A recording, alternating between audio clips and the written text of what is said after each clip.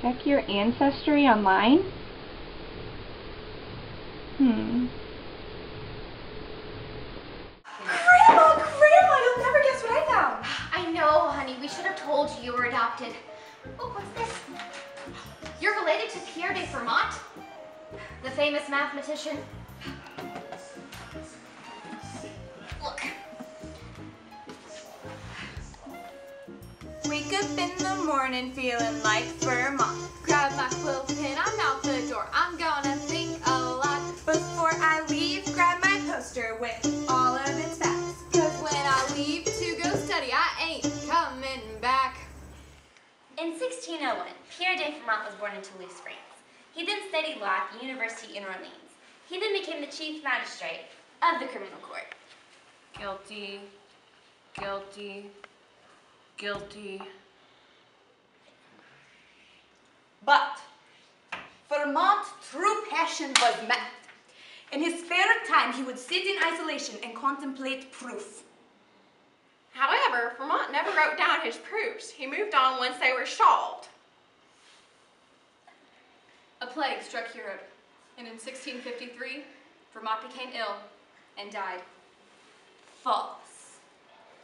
Fermat's death was wrongly reported and later corrected. Fermat's mathematical discoveries inspired many well-known mathematicians and provided them with foundations for their work. Fermat wrote papers in calculus, especially the method of tangents, which was later expanded on by Isaac Newton. Fermat's description of three-dimensional geometry was later condensed by Descartes, and they're both known as the founding fathers of analytic geometry. Pascal sought Fermat's opinion on probability. Together, they cultivated the probability theory. The last theorem. For centuries, mathematicians have tried to solve the last theorem. This remained unresolved until Andrew Weil solved it. Fermat's discovery derived from when he was reading Arithmetica. He was making notes in the margins, but he never fully wrote out his thoughts.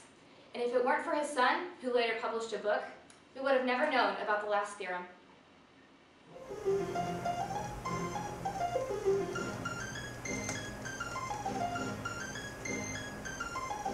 I don't care what they say, I'm gonna solve your proof. They think there's no solution, but they don't know the truth. My heart's beating when I think about Shimura's conjecture. You mean Taniyama and Shimura.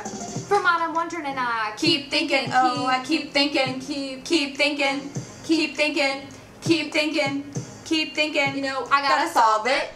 So Taniyama and Shimura found the connection between elliptic curves and modular forms, and these together helped them come up with their conjecture. Then Gerard Frey proposed that the Taniyama-Shimura conjecture and the last theorem are dependent on each other, and Ken Ribbett later proved that this was true. So now Andrew Wiles had what he needed to complete the last theorem. He failed many times, but eventually he had what he needed, so he was able to solve the last theorem. Got it, class? Good.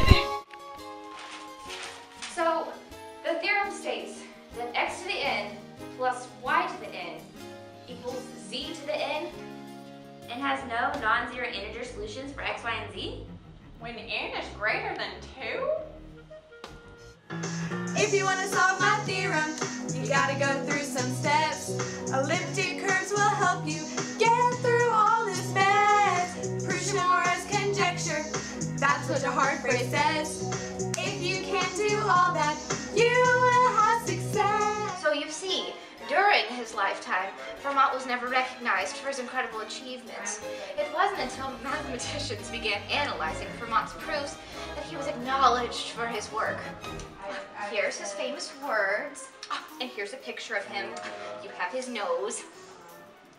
I have a truly marvelous demonstration of this proposition, which this margin is too small to contain.